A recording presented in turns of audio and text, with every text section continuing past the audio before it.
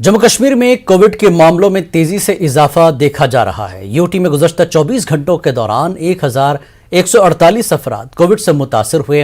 वहीं कोविड की नई किस्म ओमिक्रॉन के कुल 8 मामले सामने आए। बारामूला जिले के उड़ी की एक खातून का ओमिक्रॉन नतीजा मुस्बत आया। 20 दिसंबर को इस खातून के नमूने हासिल किए गए थे। ओमिक्रॉन के 8 मामलों में कश्मीर डिवीजन में 4 और जम्मू डिवीजन में 4 केस शामिल हैं। कश्मीर में भी मकामी तौर पर सिर्फ एक केस सामने आया है, जबकि 3 बैरूनी रियासतों के सयाह हैं जिनका यहां पर किए गए ओमिक्रॉन टेस्ट का नतीजा पॉजिटिव आया। इनमें महाराष्ट्र के 2 और गुजरात का 1 सयाह शामिल है।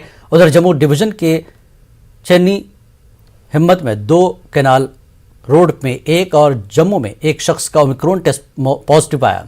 दिसंबर के महीने में सभी के नमूने हासिल किए गए थे।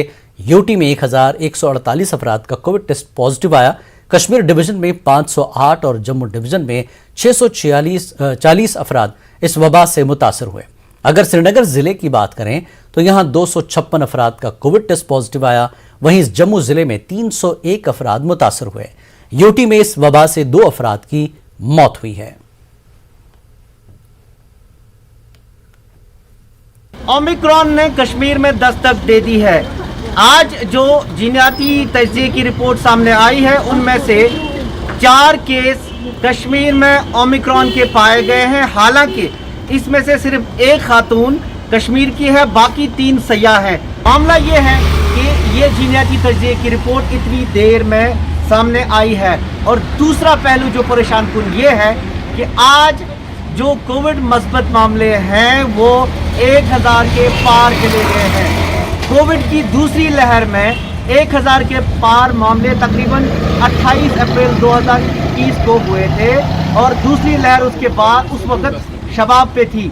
अब की बार ये जो सारे आसार हैं ये नुमाया है कि कोविड की तीसरी लहर आसपास है या तकरीबन आ चुकी है। तो ये वक्त है कि हम कोविड के जो क़वाइद व ज़वाबित हैं, SOPs हैं, उन पर सख्ती से अमल करें अगर हमें ये मामले कहीं जाके रोकते हैं। जहांगीर अजीज के साथ शबीर अहमद, न्यूज़ 18 उर्दू, श्रीनगर। जम्मू कश्मीर में 2019 से ही तलबा और तालिबात स्कूलों से दूर हैं। अब सरकारी और निजी कोचिंग मराकज़ बंद होने की वजह से इनकी परेशानियों में इजाफा हुआ है। पेश श्रीनगर से न्यूज़ 18 उर्दू के senior associate editor Shabbir Ahmed की ये रिपोर्ट।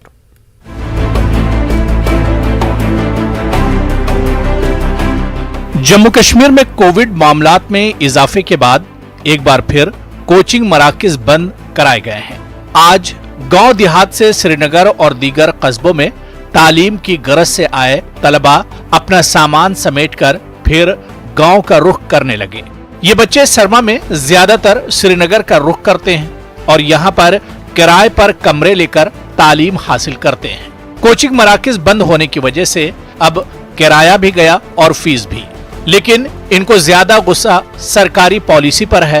कहते हैं कि पहले 2019 से स्कूल ज्यादातर बंद रहे और अब कोचिंग मराकज़ का भी सहारा नहीं रहा।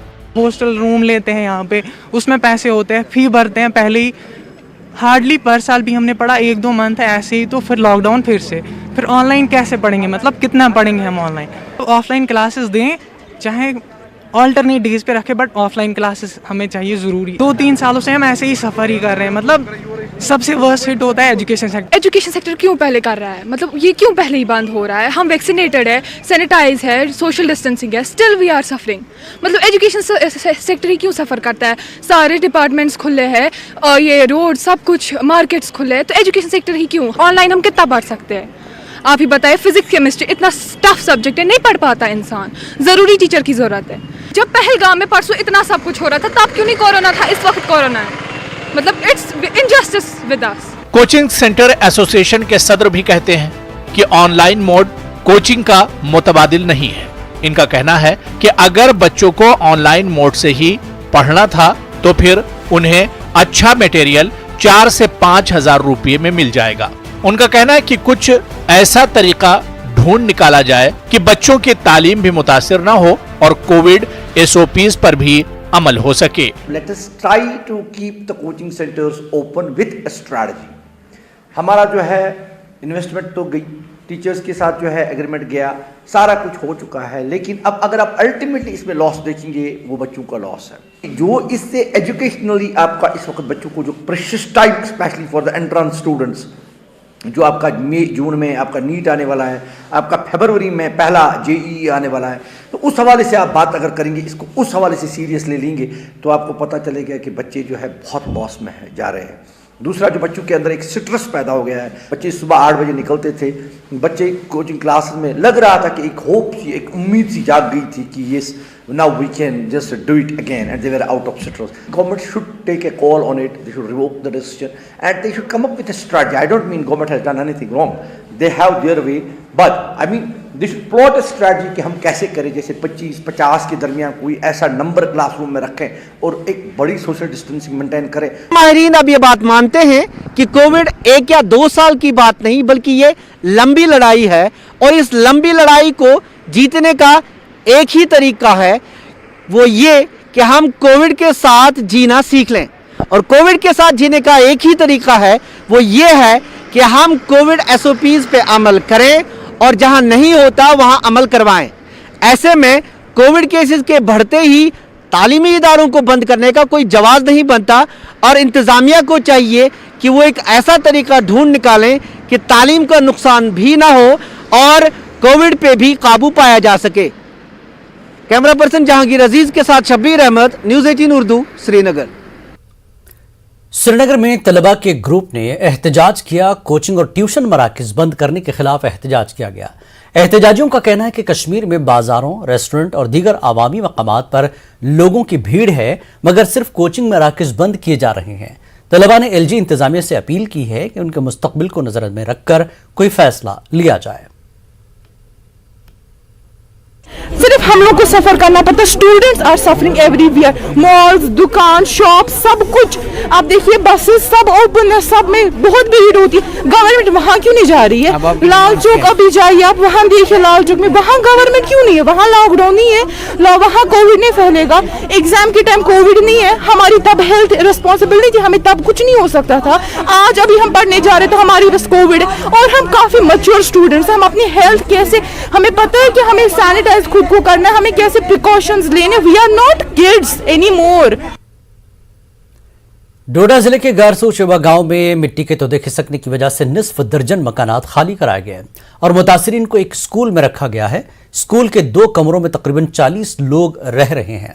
लोगों ने इल्जाम लगाया कि शाहराह पर जारी तामीराती कामों की वजह से जमीन खिसक रही है और बर्फबारी और बारिश की वजह से उनके घरों में दरारें पड़ गई हैं और जमीन मुकम्मल तौर पर खिसक चुकी है। लोगों का कहना है कि इंतजामिया ने इन्हें सिर्फ चावल और आटा दिया है, इसके अलावा कोई मदद फराहम नहीं की गई है और न ही सर्दियों से बचने का कोई इंतजाम किया गया। लोगों का कहना था कि सिर्फ एक मकामी NGO अबाबिल ने इन लोगों को सर्दी से बचने के लिए कंबल और खाने पीने का सामान दिया। लोगों ने LG से मुआवजा अदा करने की अपील की है। हमें जो घर बैठने के लिए थे वो सब खाली किए गए हैं सर। तो हमें गरीब लोग सर, कोई MLA, कोई DC साहब, कोई समझो आपकी अफसर, कोई तहसीलदार के बिना कोई नहीं इधर पहुंचा सर। ना हमारी ये अपील की जाती सर कि नुकसानात हमारे बहुत हुए हैं, जो घरों का मुआवजा बन रहा है वो भी दिया जाए सर। सर हमारे ये फैमिली, हमारी 10 लड़कों की फैमिली है, शादीशुदा है, छोटे छोटे बच्चे हैं उनको, और हम माए में उनके साथ ही 2-2 एक लड़के के साथ में हमें 3 दिन हो गए यहाँ पर। में छोटे छोटे बच्चे इस टाइम चलते हैं अंदर, बात संडे पानी से धोने पड़ते हैं। तहसीलदार साहब ने बड़ी बेचारे कल ड्रम दिए थे, अभी ये इनको कर रहे हैं ठीक, इनका लगाते हैं, कहीं गर्म करते हैं पानी। हमें कोई सिस्टम ही नहीं, मतलब क्या करेंगे, हम बहुत मजबूर पड़े हैं। इंतज़ाम की तरफ से मदद कोई भी नहीं है हमारे पास। तहसीलदार साहब ने हमें थोड़ी बहुत मदद की थी, यहाँ से शिफ्ट किया, बाकी इंतज़ाम की तरफ से हमारे पास ना कोई आया तो ना हमारा कोई इंतज़ाम किया है। क्या उम्मीद रखी जाए इनसे कि ये क्या करेंगे क्या नहीं। एक सिर्फ तहसीलदार साहब हमारे साथ डीलिंग कर रहे हैं। आप क्या चाहते हैं? तो हम चाहते हैं सर कि यहाँ पे DC साहब आए, मौका करें, मुआवजा दिया जाए इन लोगों को, जो पैमाश की जाए घरों की। अभी तक पैमाश नहीं, कुछ नहीं। हाँ जी मुआवजा दे देंगे, लेकिन बातों से ही कैसे होगा सर।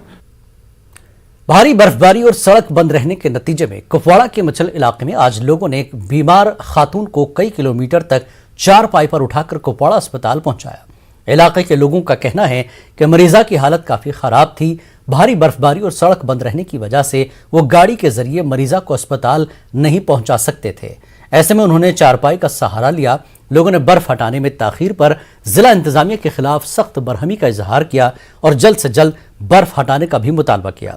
उधर डिप्टी कमिश्नर कुपवाड़ा ने न्यूज़ 18 उर्दू को बताया कि इस बालाई इलाके में भारी बर्फ थी, मगर अब मशीनों को काम पर लगाया गया है। एम्बुलेंस गाड़ी यहाँ पे अवेलेबल रखी है, लेकिन अभी तक आप देखिए कि यहाँ पे पूरे गांव मच्छल से दुधी या जो पुष्पाड़ी जो लोग हैं सब इस वक्त इस पेशेंट को वहाँ से लेके आए हैं। ऐसे मैं लेफ्टिनेंट गवर्नर साहब से मैं पुरजोर अपील करता हूँ, मैं गुजारिश करता हूँ कि ये देखिए ये पेशेंट जो है इससे यही पेशेंट नहीं है, पूरे इलाके में अगर आप देखिए बहुत सारे पेशेंट हैं, बहुत सारे ये अभी तक जो है उनके जो लिकस रोड है वो बंद है। हम लोगों को कोई पूछने वाला नहीं, सीधी बात है, ये क्लियर बात है। हम जहाँ बॉर्डर लोग वहाँ फौजी मत कर रहा बात गवर्नमेंट हमारा लिए कभी कुछ नहीं। बांडीपुरा में आज सरहदी इलाके तुलैल से 2 मरीजों को एयरलिफ्ट करके बांडीपुरा पहुंचाया गया। एक मरीज को तुलैल के नेरो इलाके से, जबकि दूसरे मरीज को बडुआब तुलैल से एयरलिफ्ट किया गया। हालिया बर्फबारी के बाद बांडीपुरा गुरेज सड़क ट्रैफिक के लिए बंद पड़ी है। बेलिसा के तहखारा, जोरा हलारा और जनवारी में बर्फबारी से मामूलात जिंदगी बुरी तरह मुतासिर हुई। बर्फबारी के बाद इलाके के बेशतर इलाके बिजली से महरूम है, जबकि ट्रैफिक की आमदरफ्त भी मुतासिर है। मुल्क का बेशतर देहातों में बर्फ साफ करने की वाली मशीनों को काम में नहीं लाया गया, जिसकी वजह से लोगों की मुश्किलात में कई गुना इजाफा हो गया। लोगों का कहना है कि बर्फ साफ करने वाली मशीनें उनके इलाकों तक नहीं पहुंची। लोगों को सड़कों से बर्फ हटाने और दरकार जरूरी इकदाम करने की इंतजामिया से अपील की। ऐसी जैसे हालात में बीमारी भी होती है ज़्यादा और बड़ी मुश्किलात का सामना करना पड़ता है लोगों को। बाकी पानी बिजली वो तो छोड़ दो, वो तो चलो वो तो रहने दो, मगर चलो अगर रोड होगी तो वो भी चलो हो जाएगा। तो मेरी एडमिनिस्ट्रेशन से गुजारिश है कि कम से कम जल्द से जल्द ये जो हमारी काहरा से जोड़ा रोड है जो ये आज क्लियर होनी चाहिए।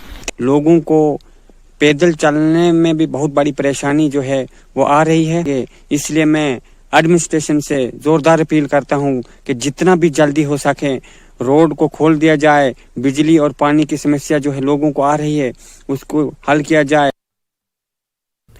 जम्मू श्रीनगर कौमी शाहराह 5वें रोज भी ट्रैफिक की नकल हमल के लिए जुज़वी तौर से बंद रही। जिला रामबन के पंडियाल में गुज़श्ता शाम को भारी पत्थर गिरने से शाहराह बंद हो गई। आज सुबह महाड़ में मट्टी के तोदे गिरने से शाहराह पर ट्रैफिक की नकल हमल मुतासर हुई। तहम बाद दोपहर को शाहराह एक तरफा ट्रैफिक के लिए बहाल की गई। दरमियान गाड़ियों को अपनी अपनी मंजिलों की जानिब रवाना किया गया। शाहराह पर आज श्रीनगर से जम्मू की जानिब ट्रैफिक को चलने की इजाजत थी। शाहराह पर बड़ी तादाद में गाड़ियां गुज़श्ता 5 दिनों से दरमानदा रहने से मुसाफिरों को सख्त परेशानियों का सामना है। आवाम से अपील है कि शाहराह की सूरत हाल और ट्रैफिक एडवाइजरी के मुताबिक अपना सफर प्लान करें। ये बर्फ की वजह से हमको यहाँ पे फंसा के रखा हुआ है, कोई गवर्नमेंट कोई माइंड पे ले नहीं रही। हजारों लोग यहाँ पे फंसे हुए हैं। 6 तारीख 7, 8, 9, 10, 5 दिन से हम लोग कुछ खाए पिए टिकट भी कैंसिल करा है। हमारा टिकट भी 2-3 बार हम कैंसिल करवा चुके हैं। कभी गाड़ियाँ मतलब रोक जाती हैं 10 दिन 5 दिन 4 दिन के लिए, हमारे साथ प्रॉब्लम हो रही है। ठीक है सर, बोल सकते सही बात है। हम यहाँ के लोकल रहने वाले हैं, आने जाने में मतलब 2-2 घंटे 4-4 आज 3 दिन हो गए। सालों से हम देखें कि हर बार यही रहता है कि ये रोड हमेशा बंद ही रहता है। टेक्नोलॉजीज कितनी रूज पे है, लेकिन ये है कि ये वाला ये जो प्रॉब्लम है ये हल नहीं हो रही है। बारिश ऐसे ही बंद हुआ ना, बारिश के साथ साथ तो स्लाइड चल ही रहा था। बारिश ऐसे ही बंद हुआ, उसके बाद से पत्थरों का आना बहुत तेज हो गया और तब से कंटिन्यू चल रहा है और रुका ही नहीं 1 मिनट के लिए। गांदरबल में बर्फानी तोदे गिरने का वाकया पेश आया। ताहम इस वाकये में कोई जानी व माली नुकसान नहीं हुआ। बर्फानी तोदे खिसकने का एक वीडियो मंजर आम पर आया है। जोजिला पास के करीब रंगा मोड़ का ये नज़ारा है। देखा जा सकता है कि पहाड़ी की चोटी से किस तरह बर्फानी तोदे खिसक कर जमीन पर आ गिरे हैं। खुशकिस्मती से इस इलाके में कोई मौजूद नहीं था। वादी में बर्फबारी के दौरान इस नौइयत के वाकयात अक्सर रूनुमा होते हैं।